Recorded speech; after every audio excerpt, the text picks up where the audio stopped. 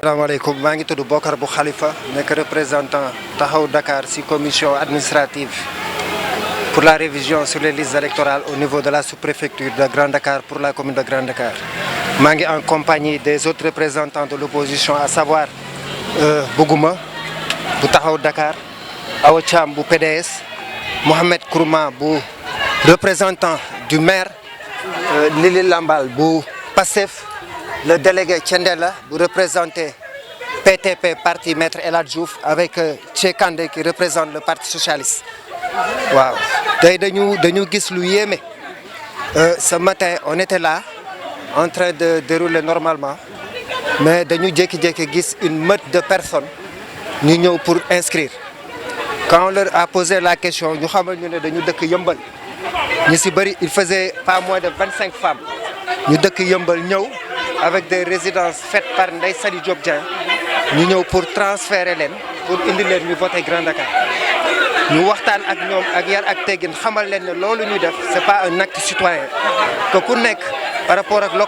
localité dafa war a dem inscrire fi mu dëkk mais waroo ñëw si localité jàmbur ñu pour xaalis nga bëgg ñëw inscrire fii loolu la ñu dénoncé moo tax ñu bloqué opération électorale yi. Quand on a parlé avec le sous-préfet il nous a fait carrément savoir que ne moom yoonam nekkul si ay politique. Il a appelé devant nous la présidente de la commission jox ko ay instructions intimé ko l'ordre mu signé bépp résidence boo xam ne jóge na si Ndeye Saly. ñun nag nous avons pris acte mais comme combat citoyen la on a préféré rester dehors képp koo xam ne ñëw nga avec des documents yu fiable yu viable ñu bàyyi la nga dugg képp koo xam ne ñëw nga ak ay documents fictifs ay résidences fictives ay documents yoo xam ne Ndeye Saly moo la ko defaral duñ la bàyyi nga dugg parce que kooku warul voter Grand Dakar te bu ñu seetaanee mu voter Grand Dakar ëllëg doomu Grand Dakar yi ñoo siy souffrir pendant 5 ans. mais tout à l'heure gis nañu. malgré yéen ñi ngi taxaw nii am na ñu wàcc ci oto boo xam ne ci oto la ñu wàccee ñoo dugg. waaw xam nga boo leen nekkee ci biti mën ngeen si. xam nga ni ñu ko doon defee ñoom ak li xew tey tiital na leen de telle sorte que boo leen seetloo depuis 11h daanaka li ñëw matul 10 personnes te sax dañu changer oto. malgré que changé nañ oto gis ngeen yow seen bët am na ñu jot a interpellé ñun parce que dañu wàcc si oto bi ñu xool am na koo xam ne carte d'identité la yor CEDEAO di voter route de Puy ak bureau numéro 1 mais kooku dañ ko defaraatal beneen résidence ak beneen photocopie te Ndeye Saly moo ko defaral ñu xamal ko ne yow yaa ngi voté déjà yaa ngi si liste yi déjà mu ne ñu 10 000 francs lañ ma jox pour ñu indi ma jëlee ma Yëmbal indi ma inscrire. ñu ne ko nag yow waroo voté bañ ko waxee ba sensibiliser ko mu d'accord si ak ñun dem ñibbi.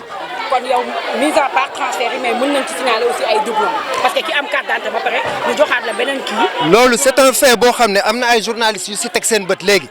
ndaw si ñëw na ak pièce d'identité am voté route de Puy bien écrit mu ñëw ak beneen résidence ak beneen photocopie même personne bi bëgg inscrire c'est des choses yoo xam ne duñ ko bàyyi mu jàll musuñu ko bàyyi mu jàll. xëy na tey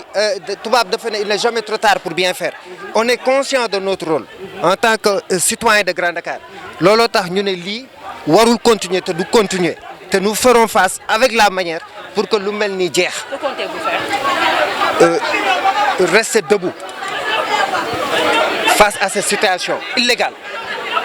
wane ne ñun ay citoyens Grand Dakar lañ li ñu ñor li ñu soxal mooy ëllëgu Grand Dakar. bañu ñu transfert mais illégalité bi am fi irrégularité yu am fi loolu la ñu dénoncé avec la complicité du sous-préfet de Grand Dakar loolu la ñu dénoncé. yéen avisé ngeen sous-préfet. ma ne ça fait 1 mois ñi ngi wax ak moom chaque jour ñu jox ko information chaque jour ñu yóbbul ko ay preuves depuis boobu nanguwul def dara comme nanguwul def dara nag ñun dañu yaakaaroon ne autorité boo ko yóbbulee preuve dina jël responsabilité assumer ko mais autorité pendant 1 mois nga koy wan ay preuves muy tergiverser ak yow dañu ne trop c'est trop ça suffit loolu tax ñu génn tey def li ñu def nii te dinañ ko continuer ba parce que gis nañ seen éléments yu police arrêté ku ci mel ni. non xam nga le combat c'est politique mais c'est un combat citoyen dinañu ut huissier dina ko constater dinañu ut huissier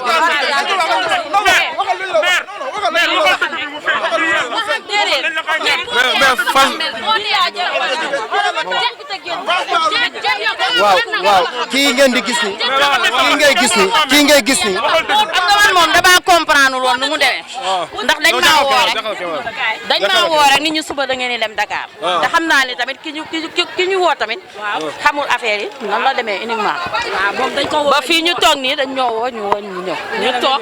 ba ñu woo léegi ci Fass Mbao nga jógee waaw mais fii lañ dëkk ñu fa kan moo la woo jarul tur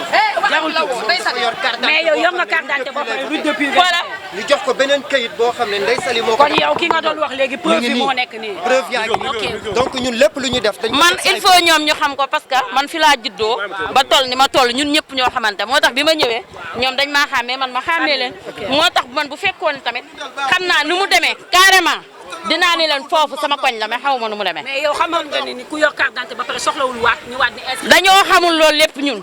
xamuñ ci loolu lépp. duñu leen wax lu leer loolu mooy problème bi. on est conscient de nos responsabilités et nous les assumons jusqu'au bout tey li ñu gis nii dañ ko daan gis mais dañ doon dem wax ak préfet bu préfet déggul ñu génn rejeté daan nañu rejeté te kenn du yëg mais tey li ñu def nii c'est pour sensibiliser les gens ñu dëkk Yeumbeul toog Yeumbeul ñu dëkk Tivaouane Peulh toog Tivaouane Peulh ñu dëkk Grand Dakar génn ñëw inscrire parce que la destinée de Grand Dakar pour ces 5 ans c'est aux Grand Dakaroises et aux Grand Dakarois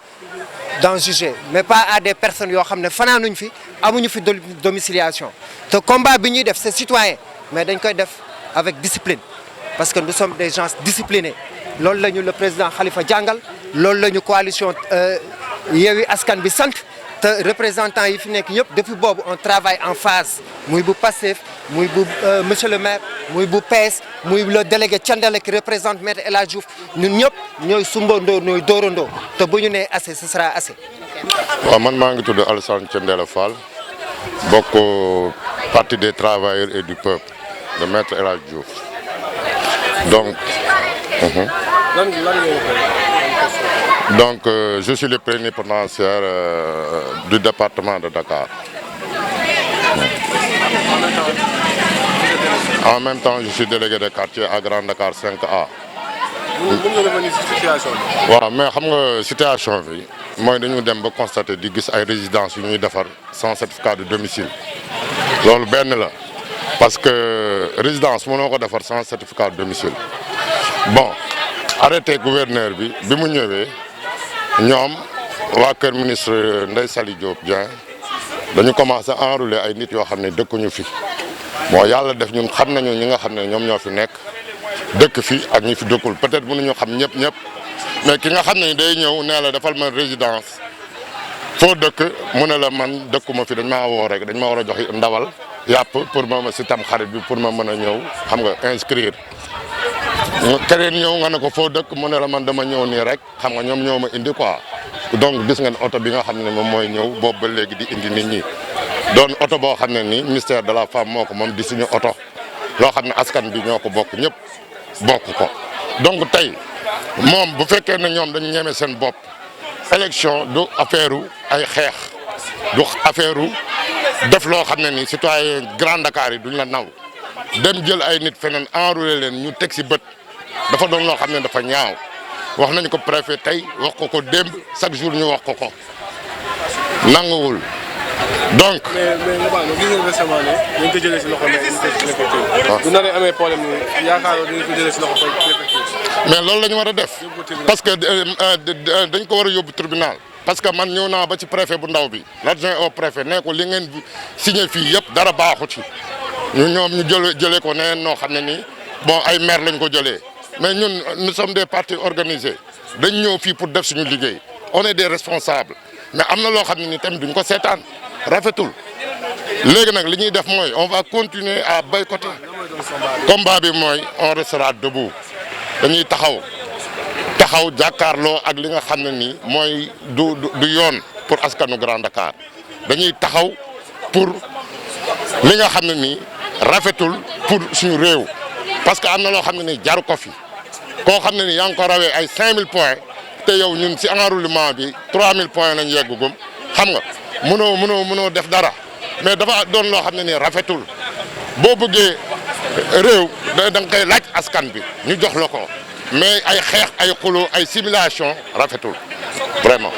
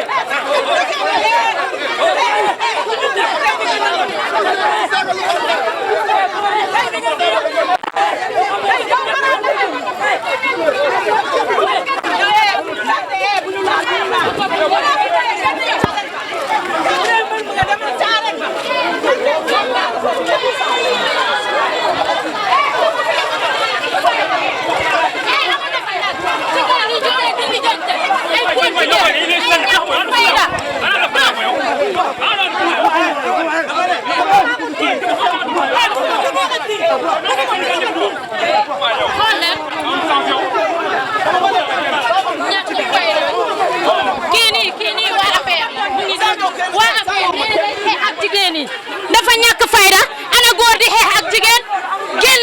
génnal ñi tegal sa xoon bu dee yow góor jigéen góor nga génnal nga xool lim lay def yow bu dee góor nga génnal ñun jigéen ñi ñoo lay lijjante góor dina ñàkkee ni fayda góor dina ñàkkee ni fayda